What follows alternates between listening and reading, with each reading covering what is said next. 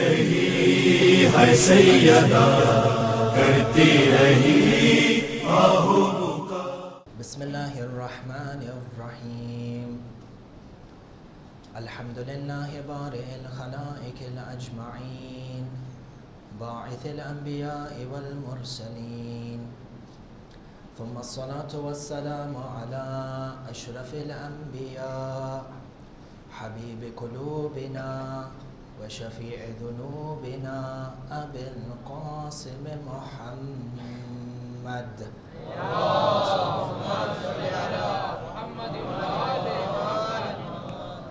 वस्सलातु वस्सलामु अला अहलि बैतिहि अत्तय्यिबीन अत्ताहिरीन अल-मासूमीन अल-मज़लूमीन ला सियमा वलियुल्लाहिल अअज़म हुज्जतुल्लाह इब्नुल हसन साहिबुल अम्रि वज़्ज़मान।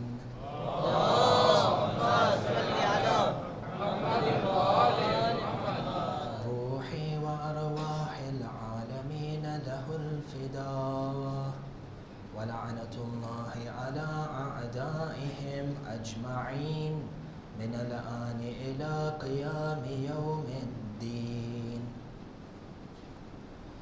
सल्लल्लाहु अलैका या मौलाया या अबा अब्दिल्लाह। सल्लल्लाहु अलैका या मौलाया या अबा अब्दिल्लाह। या रहमतल्लाहिल वासिआ व या बाब नजातिल उम्मह। या गरीबल गुरबा या मज़लूम करबला। अस्सलामु अला मन जअलल्लाहु शिफ़ाअ फ़ी तुर्बतिही। अस्सलामु अला मनिल इजाबतु तहत कुब्बतिही। अस्सलामु अला साकिनि करबला। फया लैतना थुम्मा या लैतना कुन्ना मअकुम सादती। या सादती फनफूज़ फ़ौज़न अज़ीमा।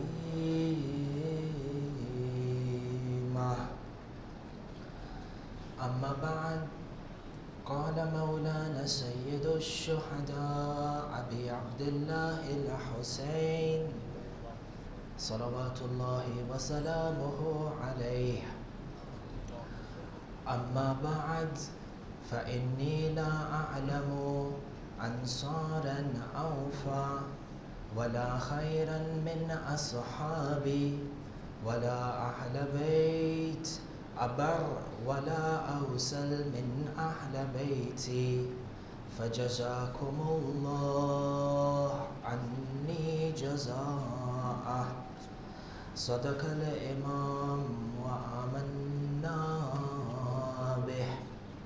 ज़य्यिनु मजालिसकुम बिज़िक्र मुहम्मदिन व आले Muhammad.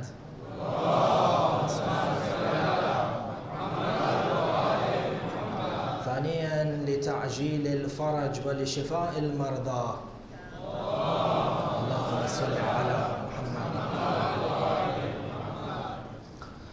Sayyid al-Shuhada on the night of Ashura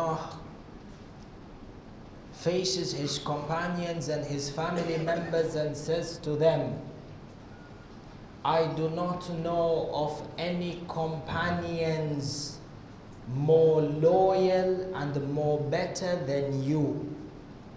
and I do not know of any family member more honest and more better than you. For may Allah subhanahu wa ta'ala reward you on my behalf. The words of every ma'soom imam, like the words of the Holy Prophet, need to be contemplated upon and analyzed very carefully. When the imam says, I do not know of any companions, it doesn't literally mean that the imam doesn't know.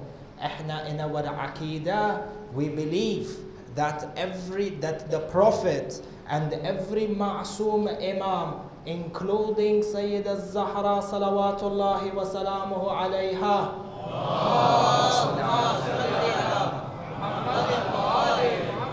the A'imma or the Ma'soomeen in their entirety possess ilmul ghaib, an ilm that is given to them by Allah subhanahu wa ta'ala. For Sayyid al-Shuhada has knowledge of everything that had happened before him from the time of Nabi Adam and even before Adam, and he possesses the knowledge of what happens around him and what will happen until the day of judgment. There is no tabayun, there is no conflict between the ilm. Somebody says, how can you say Imam al-Hussein has ilm al-ghaib, and this is from the characteristics of Allah subhanahu wa ta'ala? We said there is no tabayun between them, because the ilm al-ghaib which Sayyid al-Shuhada has is a part of the ilm that Allah subhanahu wa ta'ala has given him. There is no conflict between this. Allah is able to give from His ilm to whoever He wants. Sahil Allah, wa huwa ala kulli shay'in qadir. So if He has chosen Sayyid al-Shuhada to give His ilm, this is a fadl and a karama and an honor for Sayyid al-Shuhada. There should be no dispute between any two Muslims over this issue. For Sayyid al-Shuhada has ilm al-ghaib, what happened and what will happen from the beginning of time till the end of time. Despite the Imam having ilmul ghaib, when he says, I do not know of any companions more loyal or more better than you, in reality what Sayyid al-Shuhada is saying, that from the time of the creation of Adam until the day of judgment, there is no other companion who will be better than you. From the companions of Nabi Nuh that sat with him on the Safina, on the ark, Sayyid al-Shuhada says, Antum my ashab in Karbala, you 72 members, you are better than the ashab of Nuh. The Hawariyeen that used to walk around and who used to seek knowledge from Nabi Isa, Sayyid al-Shuhada says, from my ilm of them, I am telling you that you are better than the companions that were there with Nabi Isa. The companions of Imam al-Hussein are better than the companions of are better than the companions of Rasulullah, with the exception of Amirul Mu'mineen, because from the companions of Rasulullah there were those who are munafiqeen. Surah al-Munafiqun was revealed upon who? On the kuffar, on the ashab of Rasulullah. Yet within these 72 members you do not find anyone who has betrayed Sayyid al-Shuhada better than the companions of Amirul Mu'mineen, because from amongst the companions of Amirul Mu'mineen there were those who deserted him in Siffin. Better than the companions of Imam al-Hassan, because there were those amongst him who turned against him. The companions of Sayyid al-Shuhada, these 72 members, are better even than the 313 who will reappear with the dhuhur of Imam Sahibul Amr, Ajjalallahu Ta'ala Farajahu Sharif. In fact, the 313 companions who will be with our 12th Imam seek guidance from the companions of Imam al-Hussein. Those who wish to be, or those who aspire to be from amongst the 313, they need to look at the companions of Sayyid al-Shuhada and take them as a role model. You want to be from the 313, then your Aqidah needs to be like Abbas. You want to be from the 313, your Ibadat should be like that of Muslim ibn Awsaja. And from amongst these companions who are like the stars in the galaxy, there was one who was distinguished, and given the title of Ansar or Shaykhul Ansar, Habib bin Madahir, rahmatullah alayh. Habib bin Madahir, it is narrated within the books of history that he was a Sahabi who lived during the time of Rasulullah and narrated numerous hadith on his behalf. After the martyrdom of Rasulullah, he was from amongst the khas companions of Amir al-Mu'mineen, those very few elite companions that the Imam had taught them ilmul manaya wa ilmul balaya. Habib was one of them.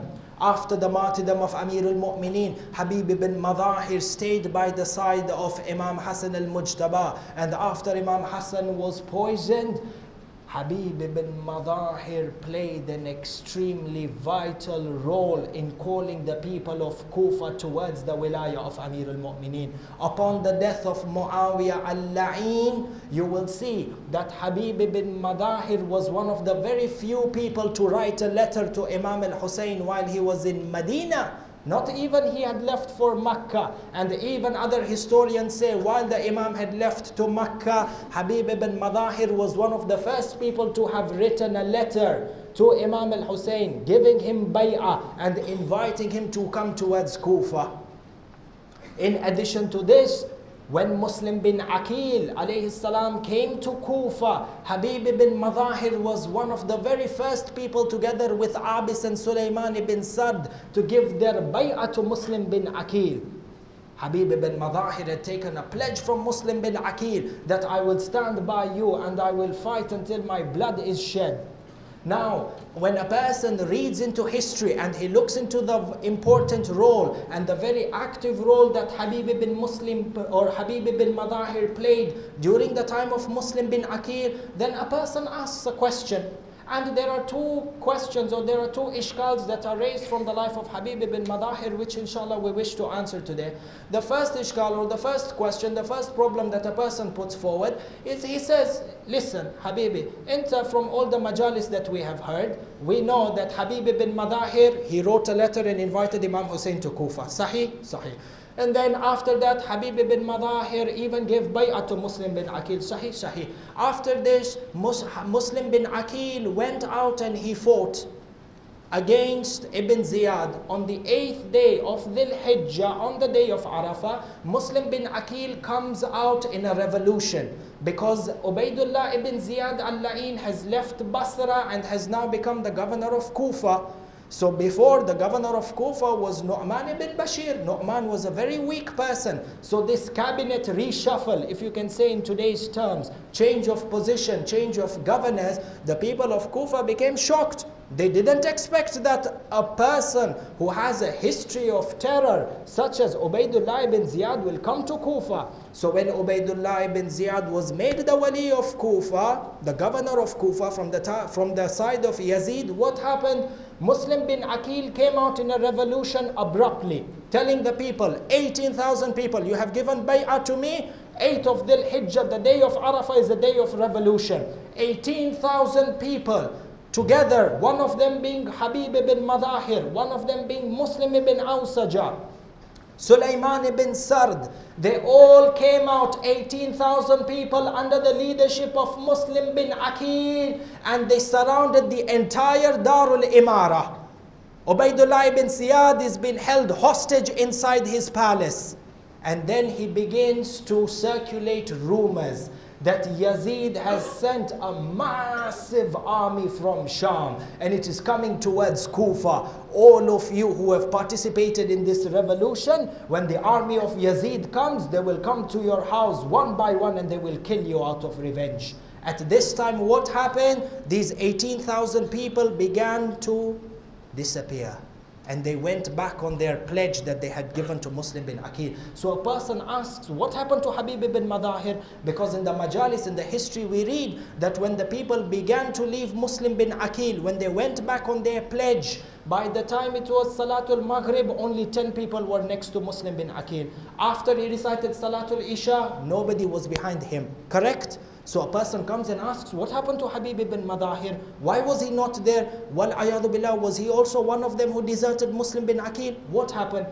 Number two, this is the first ishkal. The second ishkal that is there is that in our majalis and in the books of the history, we hear that from the life history of Habib ibn Madahir, that one day he went out to the market to buy henna, and he wanted to dye his beard with this mehndi or with this henna. So then a person comes and he asks you, how can Habib ibn Madahir go to the market and buy henna? Because henna is usually used to beautify yourself. It is not used during the time of gham. It is used usually in happy occasions. It's used as a thing to cover your white hair, a form of beautification. So a person comes and asks you, how is it that Habib was going to the market to buy henna when just a few days back Muslim bin Aqil was killed? He should be in a state of gham. He should be in a state of mourning. Why is it he went to the market to buy henna? These are two ishkals that people put forward, and through this they try to create some waswasa and balbala and try to bring down the shan of Habib ibn Madahir. Inshallah, tonight we will try to clear both these misconceptions. But first, aloud salawat ala Muhammad wa ali Muhammad.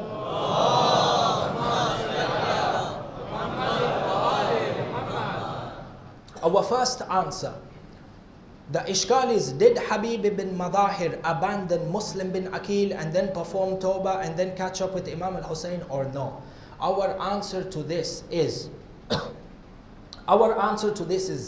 when Muslim bin Aqil was fighting and Habib ibn Madahir was by their side, and they had captured or they had completed the siege around the Darul Imara, when Muslim bin Aqil saw that the people of Kufa are beginning to desert him one by one, and 10 and 10, and in the hundreds they are starting to run away and they are starting to abandon him. When Muslim bin Aqil saw this situation and it was confirmed in his mind, he was absolutely satisfied, or he was absolutely sure that over here I will not have any chance of victory, and that there is no way we will defeat Ubaidullah ibn Ziyad. Muslim bin Aqil went to Habib ibn Madahir and he told Habib ibn Madahir, Ya Habib, I want you to leave Kufa immediately, and I want you to catch up with Imam al-Hussein and tell him that the people of Kufa have changed their bay'ah. Ghaddar, these people, the bay'ah that they have given us have changed. Muslim bin Aqil himself told Habib ibn Madahir, Ya Habib, the life of Sayyid al-Shuhada Aba Abdullah al-Hussein is more valuable than my life. I do not want you to be here and protect my life, and me and you are both killed. I would rather you go and sacrifice your life in the way of Imam al-Hussein.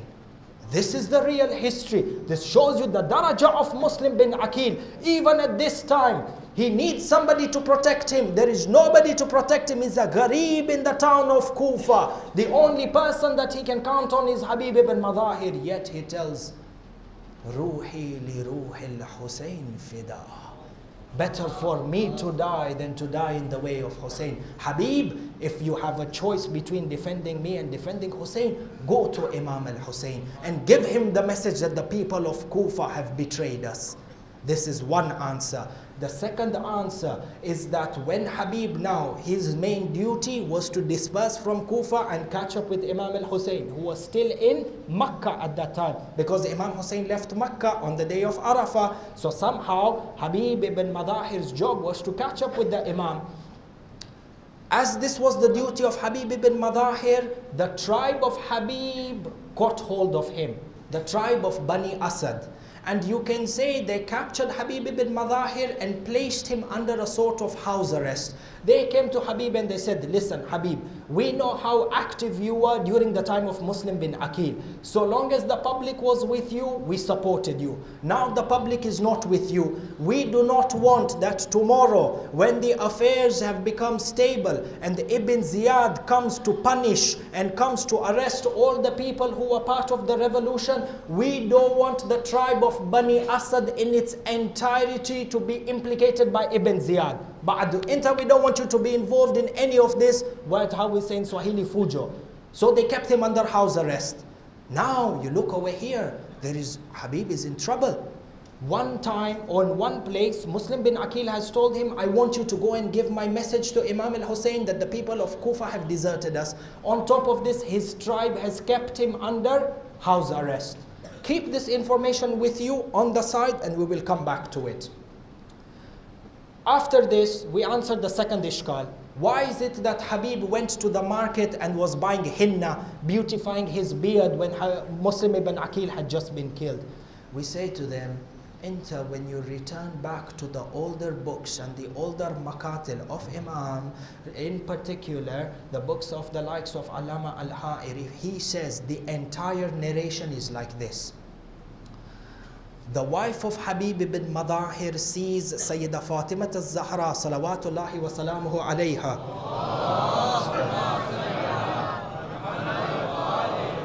She sees her in a dream. Who? The wife of Habib ibn Madahir sees Sayyida in a dream. In the dream, Sayyida Zahra commands her by telling her, tell Habib to dye his beard. So in the morning, when the wife of Habib ibn Madahir woke up, she went to Habib and she told him, I saw in my dream that Sayyida Zahra is commanding you to put or to dye your beard. So when Habib heard this, he said, well, if there is a message from Sayyidatin Nisa'il Alameen to me through you in the dream, I should do this. So he left the house in disguise because he was what? Under house arrest. He left the house in disguise and he went to the marketplace to buy henna because he wants to complete the command that was given to him by Sayyidatin Nisa'il Alameen. When he was in the market under disguise, he came across or he ran into Muslim ibn Awsaja. Muslim ibn Awsaja said salam to him. Even Muslim ibn Awsaja is under disguise. His story was similar to Habib. He's also under disguise. He sees Habib. He says salam, alaykum salam. He tells Habib, Ya Habib, do you know what has happened? Habib tells him, I have been under house arrest. I don't know what is happening. What is the news? Shako, Mako, what is happening? Habib says to him, Muslim says to him, do you know that Imam al-Hussein is now placed under siege in Karbala, and every day armies after army are leaving Kufa and they are getting ready to kill Hussein ibn Ali? At this time, Habib ibn Madahir said, now I have understood that Sayyida Zahra, when she told me to dye my beard, she didn't mean dye my beard with the mehndi or with the henna. Rather, this is a message from Sayyida Zahra, Ya Habib, now is your duty to dye your beard with your blood in defense of Imam al-Hussein. Which is why Habib says, La akhdubanna lahyati bidami manhari. He says, I will use my mehndi, or instead of mehndi or henna, I will dye my beard from the blood of my neck.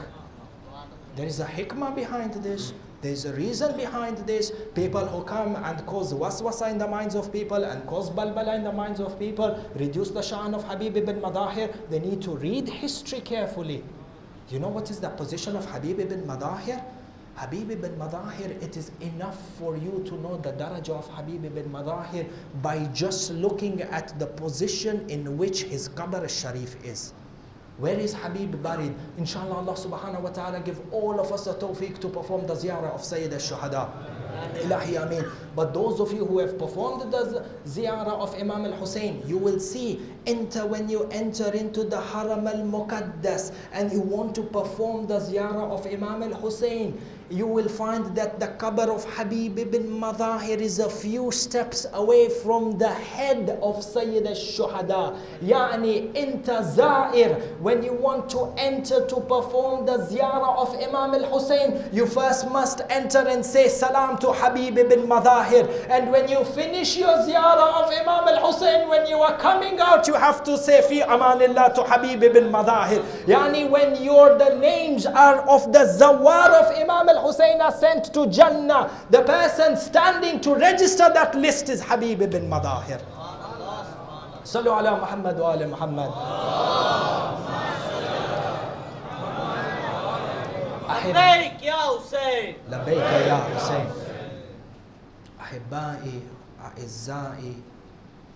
Tonight, if I go over my majlis for only 5 minutes, And Samahat al-Sayyid also takes extra time in the majlis. Ani, I put my hands in front of you. Tonight is a weekend night. Please do not get upset. With the dhikr of Habib ibn Madahir, inshallah, with your patience and your tears, inshallah, each and every one of us will gain the shafa'ah of Habib ibn Madahir. And inshallah, each and every one of you, before you leave this Mubarak Husayniyah tonight, by the wasila of Habib ibn Madahir, inshallah, all your du'as are Kabul, inshallah. So if I go 5 minutes over, my brothers, please, my sisters, do not take it to heart. Coming back to our original ishkal, we said over here, we understand why Habib ibn Madahir used the henna, or why he went to the market to purchase the henna. We also understand why he had to leave Muslim ibn Aqil. Muslim ibn Aqil is the one who told him, leave Kufa and go to Imam al-Hussein and give him the message. At the same time, we said what? His tribe has kept him under house arrest. One of the most difficult parts or the jihad of Habib ibn Madahir was to get from Kufa until Karbala. Number one, his tribe has put him under house arrest. Number two, the situation in Kufa was not easy. The situation in Kufa was extremely turbulent. Over here, Ubaidullah ibn Ziyad has gained control of Kufa in its entirety. He has imposed the curfew. Nobody can come out of their nobody can come out of their houses after a certain time at night. On top of them, Ubaidullah ibn Ziyad has sent out a search warrant. I want the names of all the prominent Shias who are in the revolution with Muslim bin Aqil. I want them arrested. How many of the Shias were arrested? Mukhtar was arrested. Sulaiman ibn Sard was arrested. Apart from this, how many Shias were killed? Hani ibn Urwa was executed. His head was chopped off. Muslim bin Aqil, his head was chopped and then his body was thrown from the top of the Qasr. On top of that, some of the traditions say on the day of Eid, just after Arafah, you find Ubaidullah ibn Ziyad has tied the headless body of Muslim bin Aqil to a horse, and the body is being dragged around the city of Kufa. Ubaidullah ibn Ziyad says, if any of you have the guts or any of you revolt against the government, this is what your natija is going to be. Mushkil ala mushkil. Nobody knows what to do. People are in fear. On top of all this, there is military checkpoints around the whole city of Kufa and outside the city of Kufa. Nobody can enter into Kufa. Nobody can leave Kufa. Every 10 steps you take, there is a military checkpoint. How do you think, do you know how much difficulty it took Habib ibn Madahir to leave Kufa and jump to Karbala? The narrations tell us that Habib ibn Madahir had to change his clothing. He had to disguise himself. He would travel at night in the cover of the darkness, evading the checkpoints, running away from the military men. And he would travel the entire night. And when sunrise would break and there would be daylight, he would hide either between the palm trees or, or between the people's houses. He would hide in abandoned areas, until with great difficulty on the 6th of Muharram, Habib ibn Madahir reaches Karbala. And when he reaches Karbala, the traditions tell us, when he approached the tent of Sayyid al-Shuhada, he threw himself off his horse and he went crawling towards Imam al-Hussein. He kissed the feet of Imam al-Hussein. He kissed the sand underneath the feet of Imam al-Hussein. The traditions tell us that Imam al-Hussein smiled. All the companions came to the gate or to the door of the tent of Imam al-Hussein. Abu al-Fadl al-Abbas came to visit him or to welcome him. Aliyun al-Akbar, the Bani Hashim, the other companions like Abis. This is Habib ibn Madahir. He's given the title of Shaykh al-Ansar. Everybody knows his wilaya and his staunch belief in wilaya from the days of Amir al-Mu'mineen. Imam al-Hussein lifts him up and he hugs him and he says, "Oh Habib, we have been waiting for you." When this happens, one person from the Bani Hashim comes to Habib ibn Madahir and he says to him, Sayyida Zainab al-Kubra gives her salam to the The traditions tell us فَلَتَمَ وَجْهَهُ وَحَثَّ التُّرَابَ عَلَى رَأْسِهِ وَقَالَ مَنْ أَنْتَ حَتَّى تُسَلِّمَ عَلَيِّ بِنْتِ أَمِيرِ الْمُؤْمِنِينَ. Habib ibn Madahir, when he heard that Sayyida Zainab al-Kubra has given him salams, the tradition tells us he began to hit his face. He began to throw dust on his head. He says, who am I such that the daughter of Amir al-Mu'mineen is doing salam to me? Habib ibn Madahir stays in he reaches Karbala on the 6th of Muharram. He sees the number of the enemies are increasing. Day by day the enemies are becoming more and more. And on the 6th, on that very night, when he saw how few the numbers of the tent of Imam Hussein is, how few the Ansar are, he went to Imam al-Hussein. He said, Sayyidi ya Aba Abdullah. Now they are in Karbala. He says, Sayyidi ya Aba Abdullah, close to Karbala over here, there is a small village. And the residents of this village are from Bani Asad. They are from the same tribe that I am. Sayyidi ya Aba Abdullah, if you give me permission, I can go speak to them. Perhaps I can convince them to join you, and they will become from your loyal Ansar, and they will help you against your enemies. Imam Hussein gave him permission. That Alama al-Majlisi in Bihar mentions that Habib ibn Madahir left the khaymaga or the tents in the darkness of the night, escaped the tents of the enemies, and he reached the tents or the village of Bani Asad. He came to them and he said to them, O people of Bani Asad, my name is Habib ibn Madahir. I am one of you. You people know that I'm a respected person within your tribe. You know how staunch I am in my religion.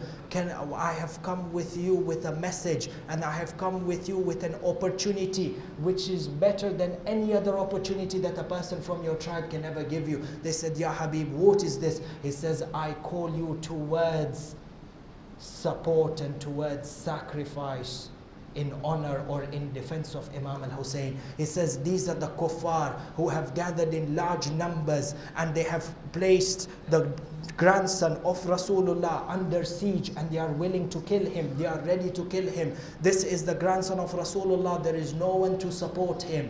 Will you accept my call? And then Habib says to them, if you accept this call, I guarantee you and I swear to you that if you are sacrificed in the way of Imam al-Hussein, tomorrow you will be in the highest position of Jannah with Rasulullah. The tradition tells us, Alama Majlisi tells us, that Habib ibn Madahir was able to convince 90 people from Bani Asad to join him. This is on the eve after the 6th night, yani the night of the 7th of Muharram. So 90 of them gather, they take their swords, they take their arms, they are getting ready to cross into the tents of Imam al-Hussein. At this point there was a spy by the name of Azraq, who was placed by the army of Umar ibn Sa'ad. When he saw that there are 90 people who are willing to join the tents or to join the army of Imam al-Hussein, he went to Ubaidullah ibn Ziyad and he gave him all the information and the intelligence. Umar ibn Sa'ad became angry and he sent a contingency of 400 soldiers up to the banks of the river Furat, Shati al-Furat. They stood there and they prevented these 90 people from joining the ranks of Imam al-Hussein. Alama al-Majlisi says, فَقَتَلُوا فَقَاتَلُوا كِتَالًا شَدِيدًا. There was a vicious battle that broke out, a very powerful war that broke out between these 90 people and 400 people. A number of people were injured from both sides, but the Bani Asad, being only 90 people, when they saw that they are being defeated and that they have been overcome, they retreated and they went back. Now Habib ibn Madahir had another difficulty with these 400 people. How do I avoid them? How do I escape from them and join back in the tents of Imam al-Hussein? With great difficulty, Habib ibn Madahir is able to escape and fight his way until he came back to the tent of Imam al-Hussein. He went and he told Imam al-Hussein, Ya Aba Abdullah, I tried my best. I gathered 90 people, they wanted to come here, this is what has happened. Imam al-Hussein looked at him and he said, La hawla wa la quwwata illa billahi al-ali al-azim. Sallu ala Muhammad wa ala Muhammad.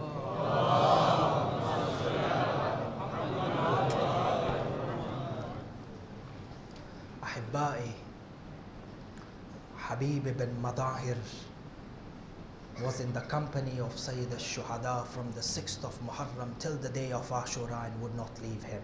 Until the day of Ashura. I want to bring you now onto the day of Ashura. I want you to travel back with me to the day of Ashura, and you are witnessing the jihad of all the companions. The Maqtal tells us that Habib ibn Madahir fought with Sayyid al-Shuhada the day of Ashura, when the battle was so intense until the time of Dhuhr came. As we said a few nights back, Imam al-Hussein wanted to recite the Salat. As they were getting ready to recite the Salat, one person from the enemy ranks by the name of Hussein ibn Numair al-La'in, he looks at Imam al-Hussein and he says to him, pray as much as you want, because oh Hussein, your Salat will never be accepted. Astaghfirullah al-Azim. Habib ibn Madahir was standing there next to Imam al-Hussein. He became angry. He shouted at Hussein. He said to him, Allah tuqbal salat ibn bint Rasulullah wa tuqbal salatak yabn al-Khammara. He says to him, how dare you, Hussein?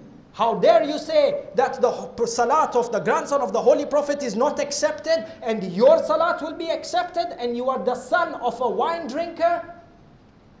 What is this? Sometimes the attack of the tongue is more painful than the attack of the sword. This is your Imam Zamana.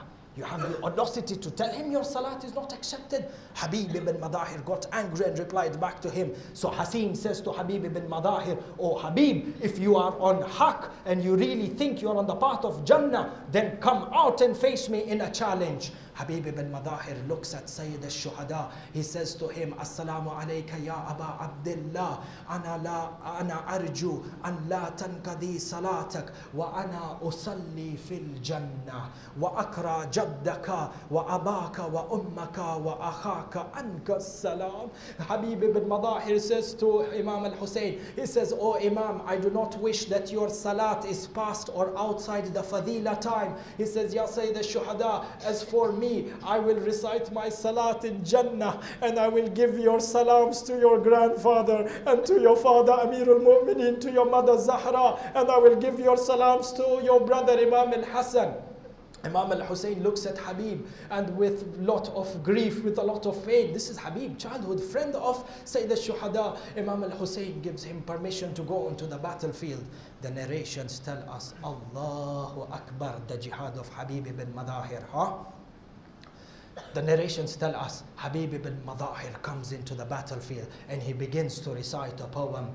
Ana Habibun wa Abi Madahir. He says, Ana Habibun wa Abi Madahir. Farisun hayja wa laythun kasur. Fi yamini sarimun mudhakkar. Wa antum dhu adadin wa akthar. Wa nahnu awfa minkum wa asbar. Wa nahnu fi kulli al-umuri ajdar. Wa نحن على حق ونحن على حق وأظهر حجة وربي شاهد على ذلك الموت عندي كالعسل or الموت عندي سكر وعسل والبكاء بينكم يا ومن البكاء بينكم يا خسار أضربكم ولا أخاف المحذر عن الحسين ذو الفخار الأطهر. He comes to Hussein or Hassin. He says to him, I am Habib, my father is Madahir. I am the one who is a brave horseman and a vicious lion. I attack you with a sword despite your numbers being numerous and you have outnumbered us. He says, we are more loyal to you and we have more sabr. Rather, we are more honorable than you in every affair. He says that the truth is with us and the haqq is much more clearer on my side. He says, for me, death is more sweeter than honey and like sugar than to remain amongst people like you, O losers. He says, I will attack you with my sword without any fear to defend Hussein, the king of honor and purity. He comes out into the battlefield reciting this poem. He begins because Hussein had challenged him to a one-on-one duel. Habib ibn Madahir exchanges blows with him with his sword until one time time, Habib ibn Madahir hits the horse of Hassin. Because the injury was on the horse jumps up. Hassin ibn Numair falls down on the ground and he runs away for safety. The narrations tell us that Habib began to attack the enemies from all the sides of Umar ibn Sa'ad, killing 62 people. At one time he goes and he attacks the right wing of Umar ibn Sa'ad, dismantling it. And while he is attacking the ranks of the enemies, the Maktal tells us, فَجَاءَ إِلَيْهِ رَجُلٌ مِّن بَنِي تَمِيمٍ